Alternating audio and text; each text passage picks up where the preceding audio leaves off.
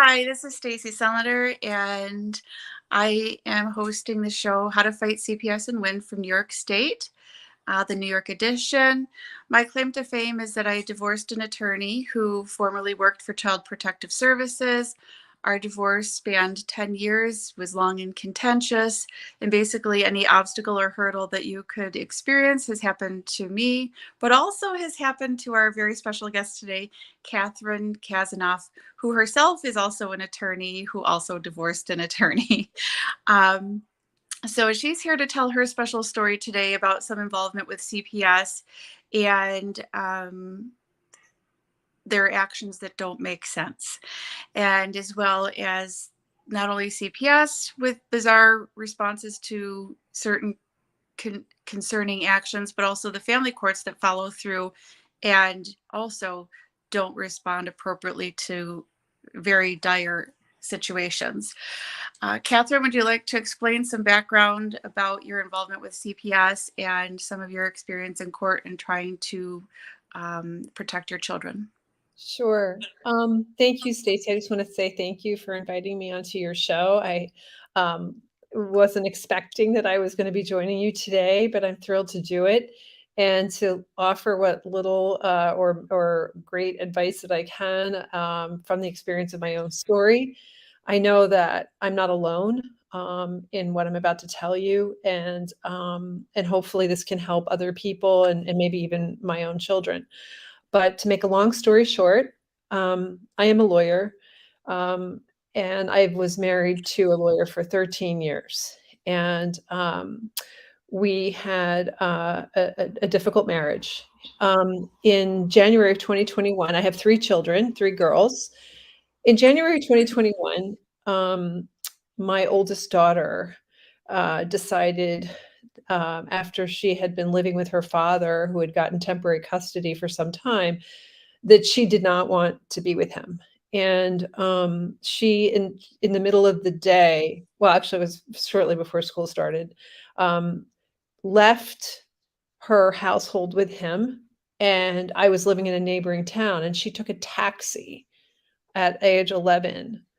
Um, when she showed up at my door that morning, I was shocked, and I because of her courage. I wasn't shocked because of what she had to say. I was shocked that she had the courage, and it made me realize how bad things were for her. That That is sh some serious intent for an 11-year-old to plan an escape and get into a taxi cab. And do you live in a large city where you're from, or? I'm in Westchester County. We have lots of little villages that are kinda nearby each other, so I was about 10, 15 minutes away by taxi. And, she took a chance because she was desperate. And unfortunately, it didn't end well because she showed up at my house and she thought, "This is great. I get to stay with my mom. I don't wanna go back there. I'm miserable there." I won't go into all the details, for various reasons, but, she was not safe there in her mind and in many other people's minds, including my own. She wanted desperately to stay. Unfortunately, I was required to call her lawyer. That was the first thing I was required to do. And her lawyer, who ultimately was removed from the case, and I'll talk a little bit about why that's an important step. Her lawyer basically shut her down and said, "You've got to go back to your dad. I don't know what you're doing there. You can't stay with her." Um, and basically coerced my daughter into going back to her a miserable household. And she fought it.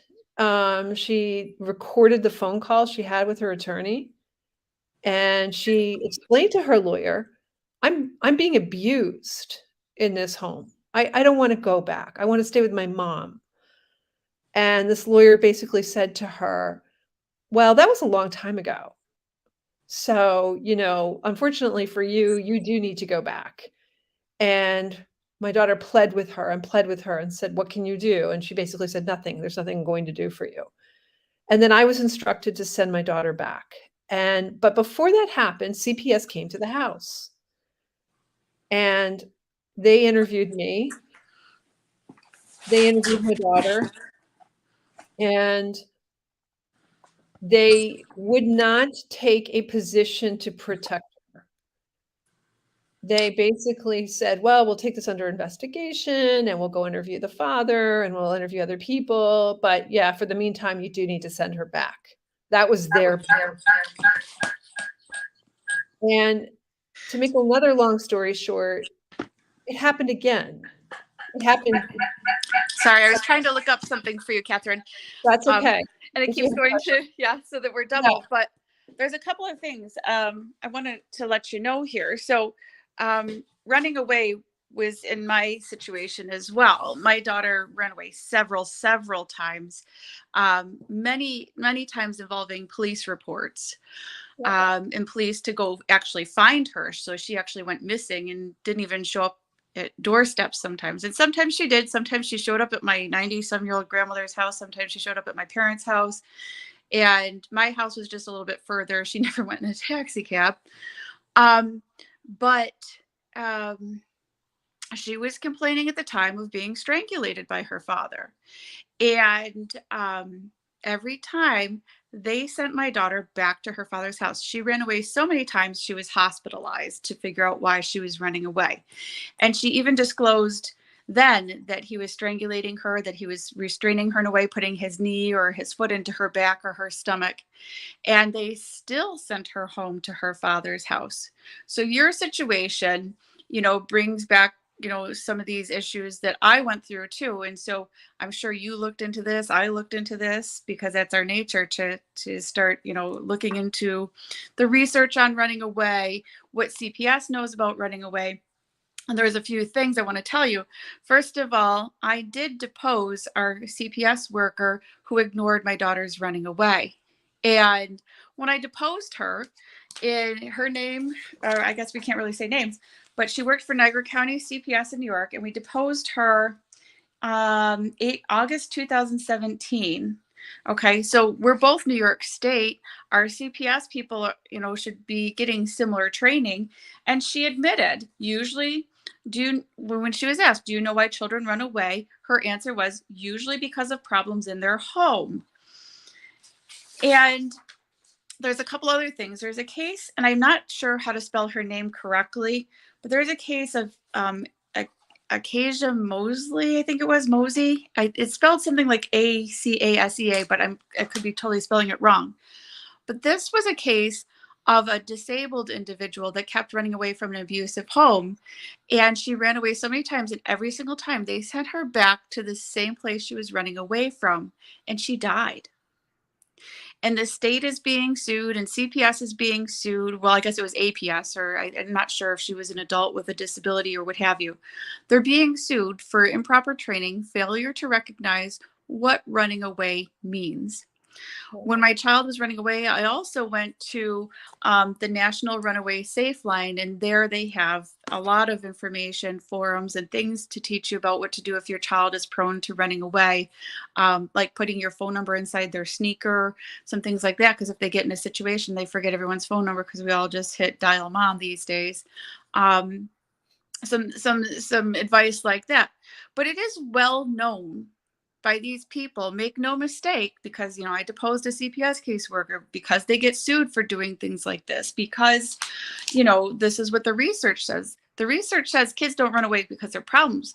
Kids run away because there's a problem in the home.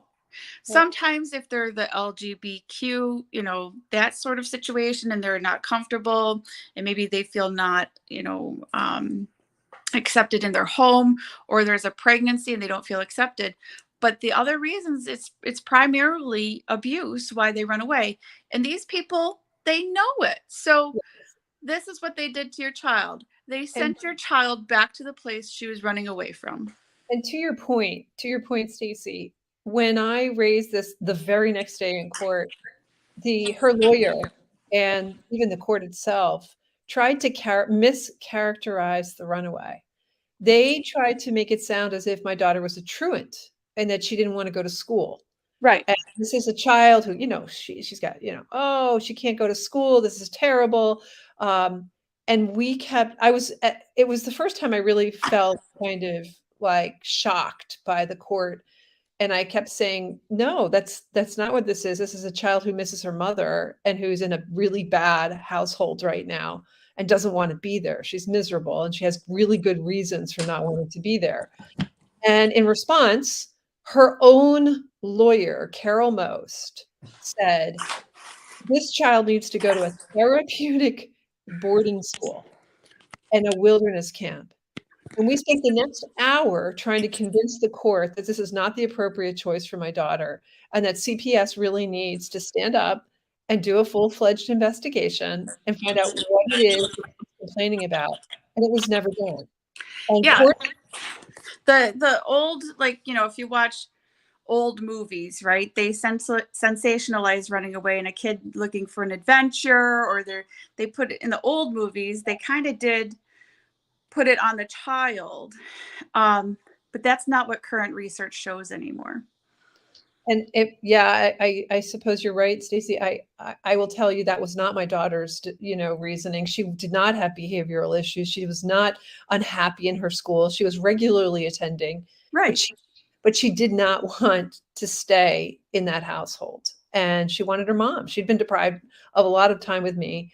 And the court, unfortunately, my story pretty well at this point, but was not interested in that narrative and was very disingenuous in the way that it was accepting the narrative that was being presented to it, which was, oh, this kid has behavioral problems. Well, fortunately, we were able to show that that was not the issue. But unfortunately for my daughter, she did not get out of that household.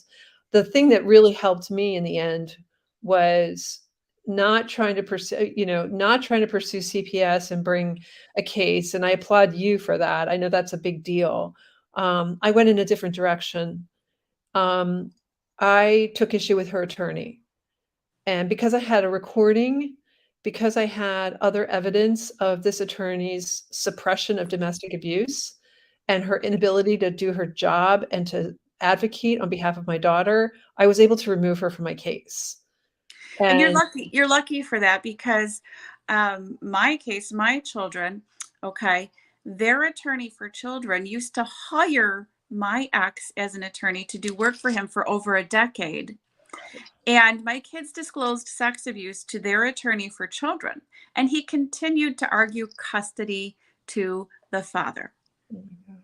And when I tried to have him removed, the court did the see no evil, hear no evil, speak no evil, that the attorney for children hiring my ex was not a conflict of interest. wow,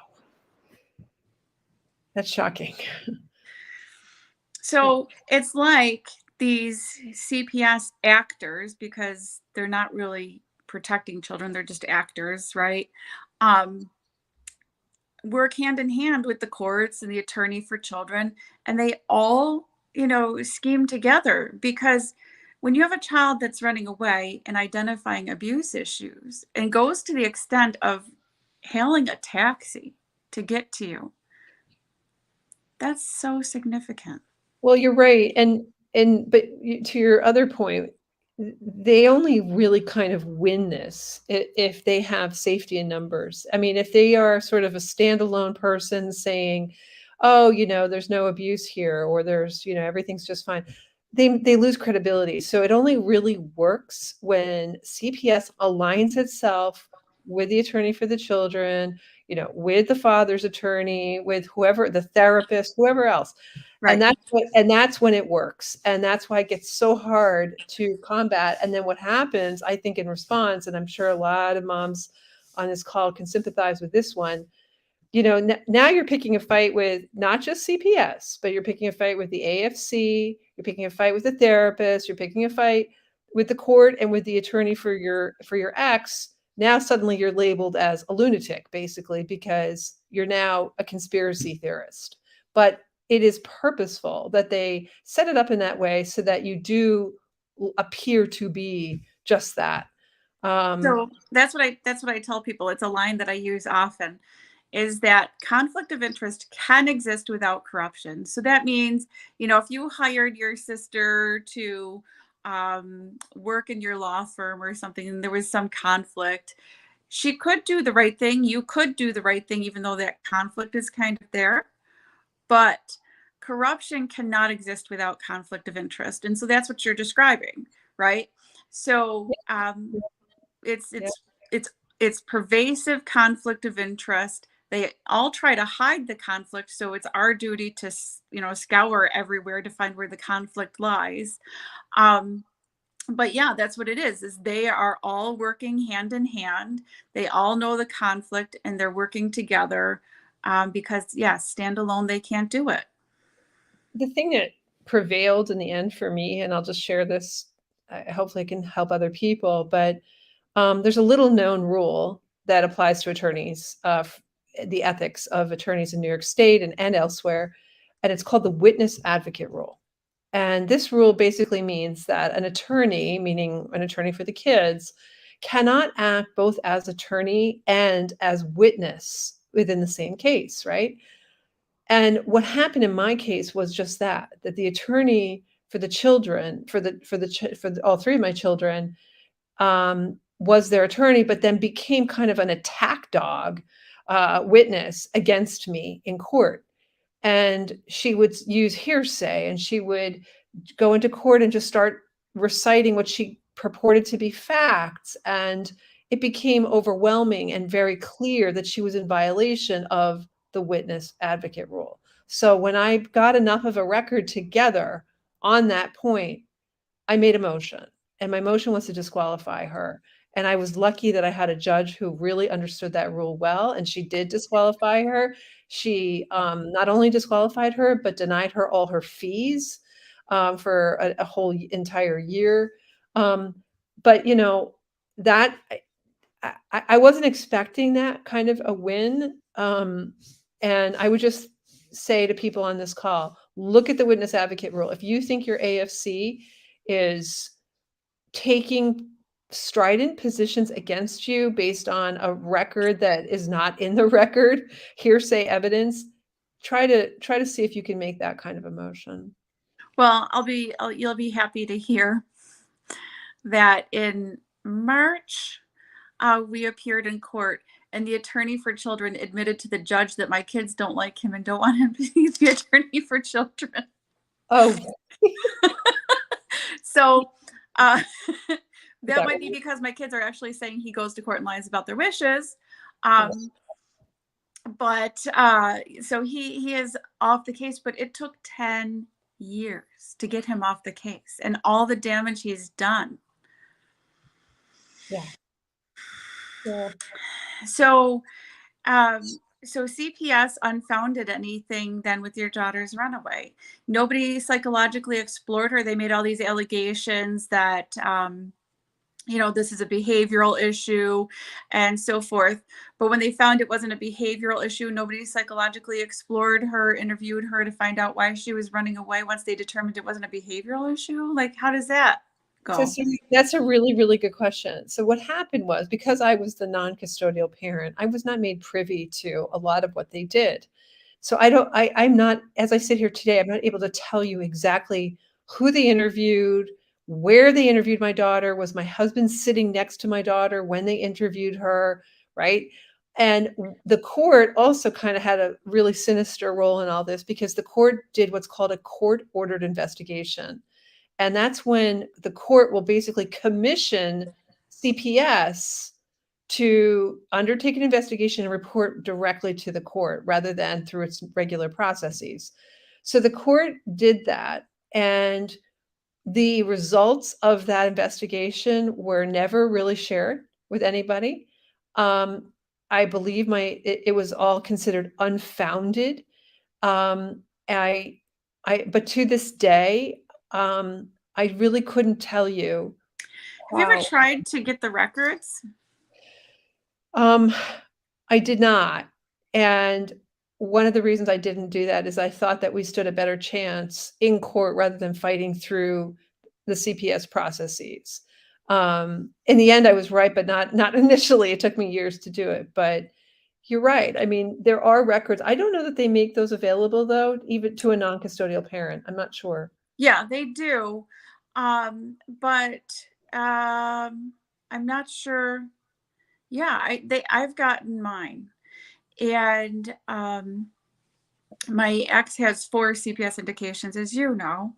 Um, but they also sent the unfounded ones when I did call the state register. So maybe try and call them and see if you can still get those. As a parent, you should have that right. I Yeah, can, yeah, yeah, yeah, it's a good ultimately. idea. Wouldn't that be something if they came back, found it, and everybody hid that from you? Well, then, what was really upsetting, of course, is that it happened, like you said, it's usually not a one-time incident. It did happen again. My daughter ran away again in same fashion, you know, in the morning, took a taxi, showed up at my house. And when she left, it was horrendous circumstances because she refused to leave that time. So the police were called to try to make her leave. Yes, right. This happened too. I get it. And she was hyperventilating, saying, I won't do it. She was refusing. Ultimately, they brought an ambulance to my house Same thing. and they told her she had to get in the ambulance, she had to be psychiatrically evaluated, and that I was not permitted to go in the ambulance with her to the hospital. And I mean, I couldn't believe what I was being told. And CPS was just, CPS was just sort of like standing there. They seemed to have very little role once the police came. Um, and then she again was evaluated and then released to her father. Um, I don't know if I should be proud of my child or not or what, but but they stuffed her in the back of a police car and she Houdini'd out. But wow. when she did that, they called an ambulance and they put her, it was technically 5-point restraints. And they restrained her in the ambulance and they took her to be psychiatrically evaluated while she was running away. When That's she the got, part that I find so disgusting, right?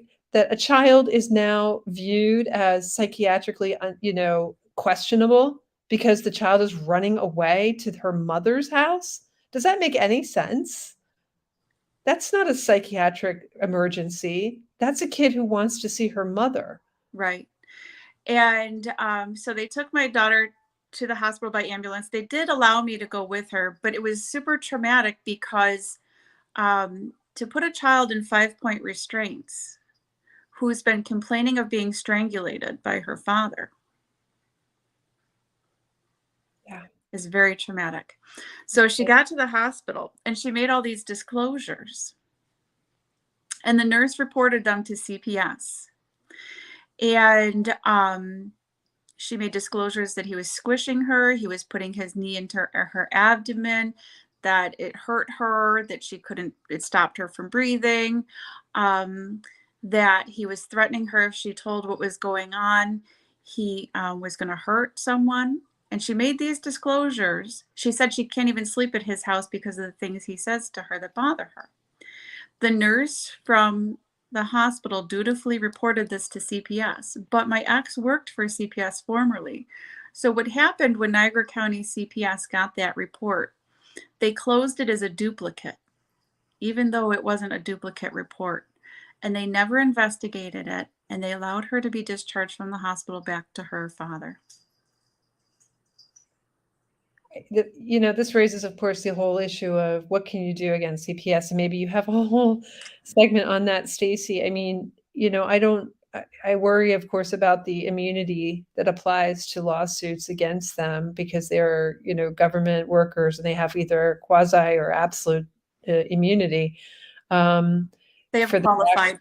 Yep. qualified immunity, which is, it's still hard to break that immunity. And I don't see a lot of cases out there that where that's been successful. I'd love to see, people who've been successful. And I don't know if you're planning to do a segment on that, but I'm sure people would want to hear that. Yeah, yeah. So tell us some more about your case, because there's so many moving pieces, and you work very hard on your case. Um, what happened this Mother's Day? Yeah, I mean, I'll just say one more thing about it, which is that, their kids, they're initially, I think a protective parent, right, thinks, "Oh, my duty is to protect. My duty is to call CPS if I think that something's going wrong, and to have them investigate." And you put your faith in what you think to be people who with good intentions. What you don't prepare yourself for necessarily is that if your allegation or your inquiry or whatever you wanna call it, becomes unfounded, which is more often than not, frankly, in a lot of these cases, you're then viewed as suspicious, or worse, you're viewed as making things up, you're viewed as, and this can affect your custody, right? This can affect your ability to argue for custody, because if you have repeated, uh, complaints to CPS and CPS keeps deeming them unfounded, you're gonna be viewed as unreliable, crazy, whatever the word is. That And that so that actually happened to me in custody trial. At the time, all of the allegations against my ex were unfounded by his own people that he worked for, and the judge denied me custody because he was upset that I had these allegations against my ex and they were unfounded. And he ruled I was crazy to believe, irrational to believe, the abuse occurred despite their unfounding their own employee. And shortly after that ruling, of course, he was indicated 4 times. And now, when I try to go back to court, they say res judicata. right, meaning it's already decided. Right. So I now he has 4 CPS indications and still does he has have a fair custody. does he have a fair hearing coming up, or how's that? I am not privy to any of that. Yeah, I mean, that would be a really good question if you could get the answer to, because, that's a hearing where he has to defend his indications, right? And, um, they have an obligation. In theory, CPS has an obligation to really make sure that it's presenting all of the evidence against him that they've marshaled. I'm but I feel like, again, it happens under a cloak of darkness. It's not like the public's invited to these hearings. It's not like you're being invited to this hearing, and you just don't know what's going on. And I think that's another huge problem, the lack of transparency, around a lot of this processing. There's an ALJ, as you probably know, who will preside over it. There will be a written opinion potentially, but this won't be public. That won't be something that anyone will really hear about, except whether unless he wishes other people to hear about it. Right. And I've come to find out not only is my ex a former attorney for Niagara County CPS, but also he filed Chapter 7 bankruptcy, and his bankruptcy attorney is also a part time Niagara County CPS attorney. So he has him in the mix, also helping him out, ensuring that the kids stay with him instead of come to me. Well, you said it earlier. I mean, I think the biggest issue is conflicts of interest, and I see this in so many other industries, of course. As an attorney, you see it everywhere, right? But because this area, family law, is not patrolled, monitored, whatever the word is, the way you would see it, say, by like the SEC or some oversight body, it's the Wild West when it comes to conflicts of interest. Lord of Flies. It's Lord of Flies. It was William Golding. I mean, that's exactly right.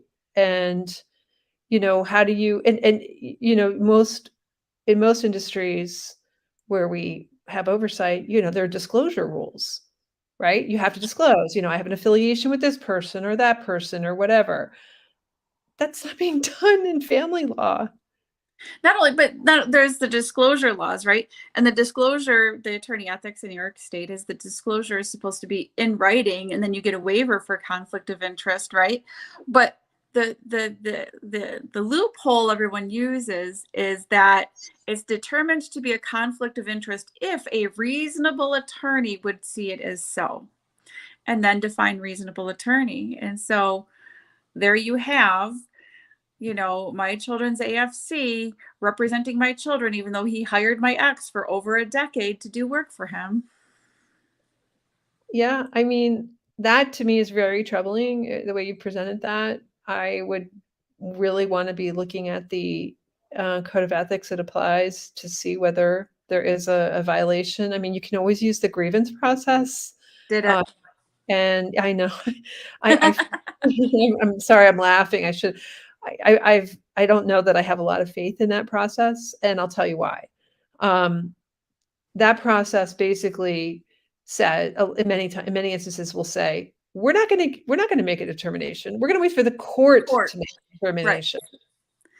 And you say, "Wait a second, isn't this your job? Like, shouldn't you be doing this? Why would the court be handling this?" Right? And it's frustrating because, they have the ability to do far more than the court does. They can issue subpoenas, they can have interviews, there's so much they can do, and the court can't. So what is going on there? Why are they not using all of the weapons, all of the tools in their toolbox to Well, look at. what is the Attorney Grievance Committee? Because I'll tell you why. If you really read in New York State who the authority is on the attorney grievance process, it's not the grievance committee, it's the appellate court. They're the authority on attorney grievance. So it almost seems to me like the attorney grievance people are like rent-a-cops. They're not the real people. They kind of go through things and filter what they want to send to the appellate court. But the appellate court is the overriding authority. And you can write motions to the appellate court. Not even an attorney, can write motions to the appellate court. So why are we going through this process with the grievance committee? What are they, and why do we even bother using them? Stacey, are you in the fourth department? Yeah. Fourth, okay. So I'm not sure how it works up there. I'm in the second department and also the first, where the way I believe it works is that you initially present a complaint to that committee, and they're staffed by attorneys and investigators. And then you're right, there's some sort of appellate division oversight, and I'm not quite sure where that kicks in. Sometimes it doesn't kick in at all because remember the way it typically works is that the lawyer may not even be required to respond to your complaint. If it doesn't rise to a certain level, the lawyer won't even know about it. The committee will just say, "Sorry, this is ridiculous. Goodbye." It's not common that the complaint actually goes to the next level, which is that it then says it's then forwarded to the subject attorney, and that attorney is required to now respond to the complaint against him. That's an unusual thing. So it's there's not that's another example. There's not much transparency around the process, right? We don't know what happens. These are so confidential. The judiciary law, section 9010 says that when you file a grievance against an attorney in New York State, it's sealed. The documents are sealed. It's private. You don't know anything. No one knows anything except for the members of the committee and the subject attorney potentially. That's it. Which is unfair because there's that rule that, if you're emailing your attorney, you don't carbon copy anybody else because then that's a waiver of your confidentiality. Right. But when a judge speaks on record and violates the confidentiality of the process and takes it and retaliates on someone who complained, that's not viewed as a waiver of their confidentiality and their grievance process. But it should be, because if it happens to us, if we just simply email someone and carbon copy them, why doesn't the same apply to judges and attorneys when they're being investigated? Yeah. I mean, I think it's a mushy area, unfortunately. There's a case, I can't remember the name of it. They just came out of actually the Southern District of New York, which a bunch of professors were complaining about district attorney prosecutors in the Manhattan DA's office, and they publicized their grievance against these prosecutors, and they were taken to task for that.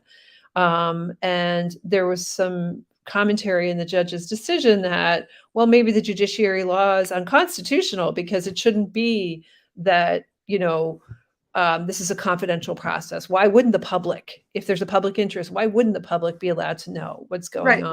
Right. That's the New York Public Officers Law too, right? Where as taxpayers, we should be informed about how our money is performing.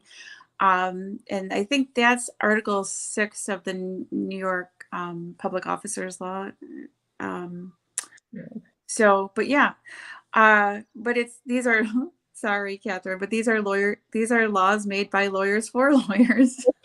I'm with you, Stacey, and it's disturbing. Like it really is. And I think the idea of transparency. I mean, I could write a 20-page article about how we need transparency in all of family court. I mean, why do we not have the public? Why don't they have the ability to attend? How do we avoid a star chamber result if we close it off to everybody? And you know, orders are not ever widely known. I think we were doing ourselves such a tremendous disservice by having all of this happen in a cloak of darkness. Have you And have you ever done court watching yourself? I have done that, and and I've had people court watch on my behalf. And I will say, my current judge has been permitting members of the public in the courtroom, which I'm really, really happy about. She seems to understand that element. And look, while we're on this topic, it is not an automatic rule, as some judges seem to think in New York State, that, well, if we're going to talk about the children, that means that the courtroom has to be closed. It's absolutely not the case. There has to be a kind of weighing of the risks versus the public's interests, and there has to be specific findings on the record before a judge is permitted to simply close the courtroom.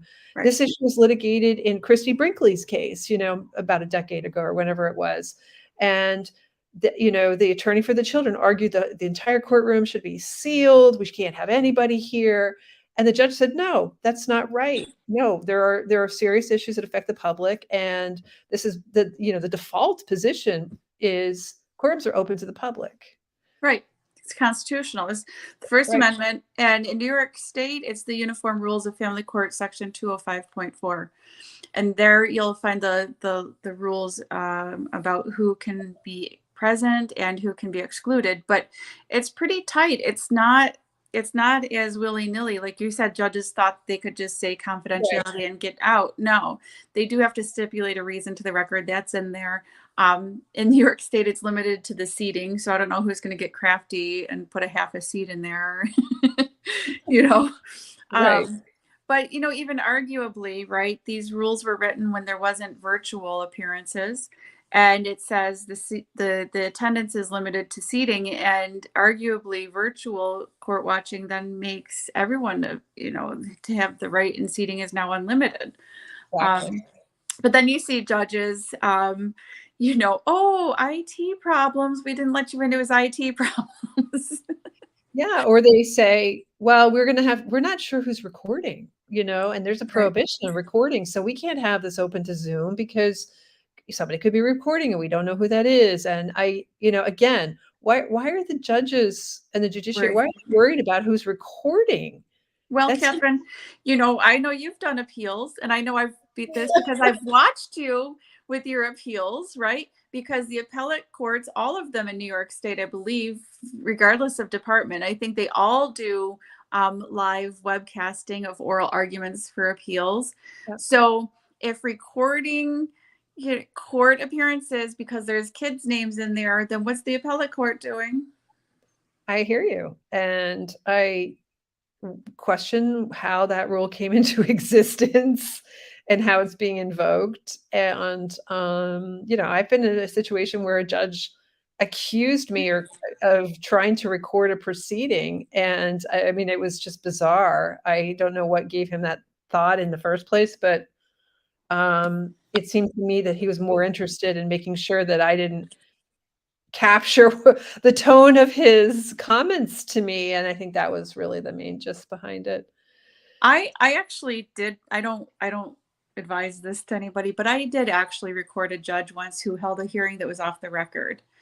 Um, but I was very cautious in doing it because there there's a judiciary law that a judge may not punish as a contempt the attempt to produce a full and accurate record of a hearing. And Mm, since he did it off the record, I was protected. And in 42 USC 1983 gives you the right to vigorously defend your constitutional rights, and having an accurate record is a due process right.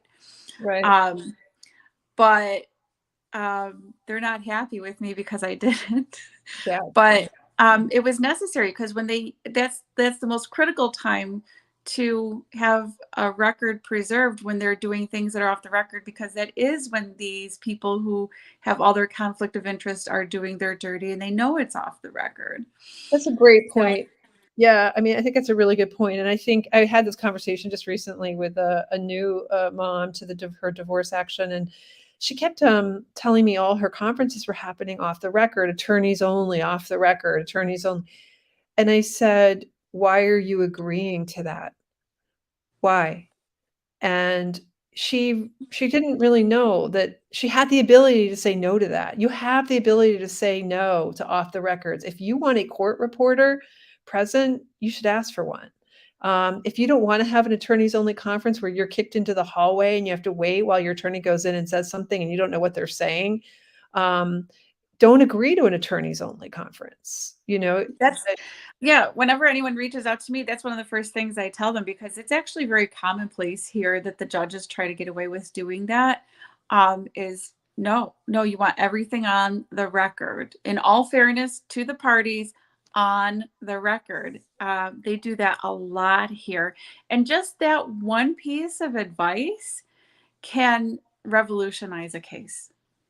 yeah, I mean, it takes away the ability to just, have the attorneys kind of collude or negotiate and then not express what you want them to say and then come out. This I mean, the same thing happened to me in my very, very first court appearance. I wasn't expecting it. And I was presented with a proposed order, a stipulation, and I said, "Where did this come from?" "Oh, we've been negotiating this for the last 3 hours. Here, you've got to sign, you've got to sign." And then it becomes kind of coercive, right? Yeah, that's the other thing. You start to feel bad, like, well, they went in there and they were talking for 2 hours about me, and it's time to go home, and I'm tired. And the next thing you know, you're signing some document that you wish you had not signed, and Right. you didn't get the benefit of hearing what was said about you or about what your lawyer was saying on your behalf, or it's just a real opportunity miss, I think, to give away that right. I'll even take that one step further.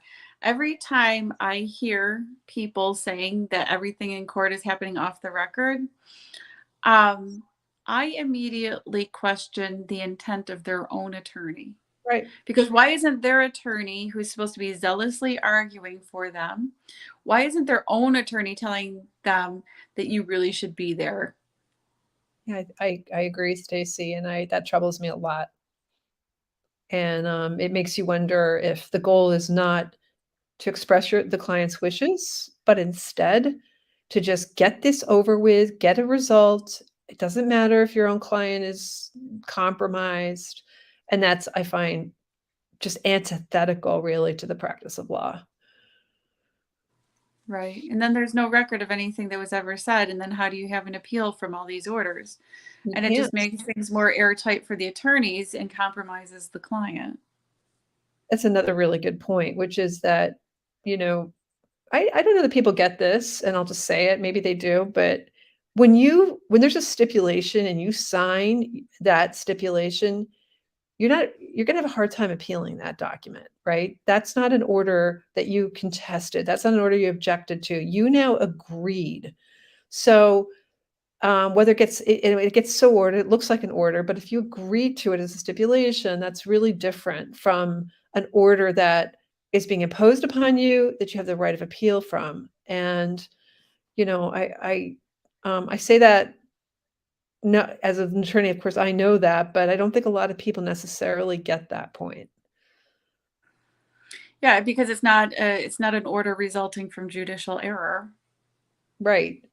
It's right. It's you're gonna have to argue, coercion or duress or mistake or, those are hard standards to meet if you've made the agreement initially. I mean, same thing applies to a final custody settlement, right? That, if you've agreed to all these terms, later it will be harder to try to undo those terms.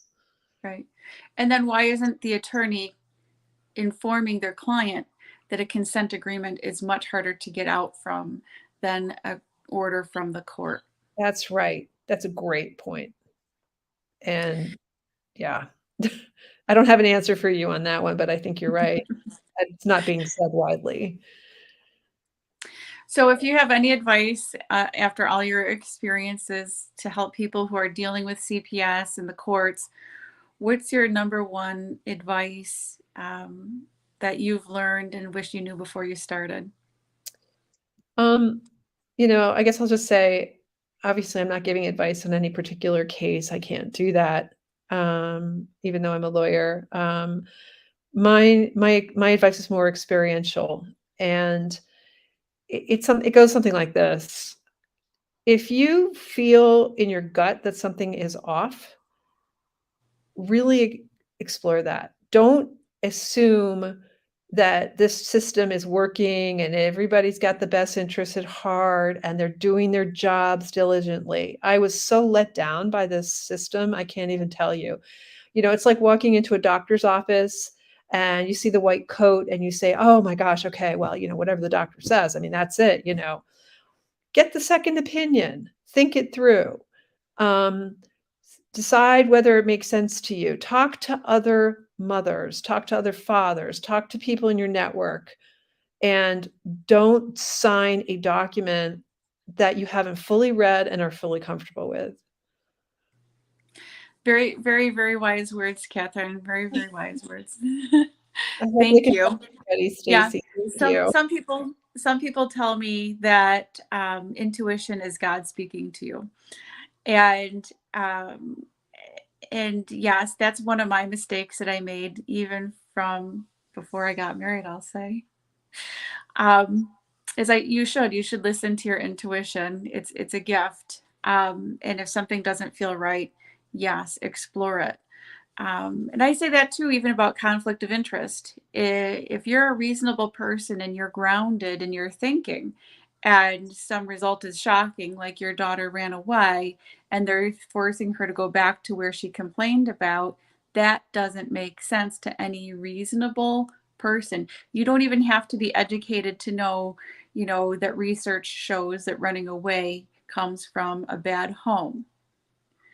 It's your intuition tells you, your common sense tells you. And if things are going opposite what you think they should be doing, then you need to scour your case for conflict of interest also to find out what are the motives, what are the ulterior motives that they look past this and put your child back into that environment. Well said, Stacy. Yep. Yeah. Well, all my love to you, Catherine. Thank you for coming on. Thanks for all your wisdom. Thanks for sharing your story. Hopefully someday this will be a better situation by exposing these injustices of the system and that people become more and more involved in our government and watching what's happening in the courts. Well, thank you for having me on, and thank you for the good work you are doing to help other people like us. Oh, well, thank you. You have a great day. Good night. Good night, hon. Thank you. Bye.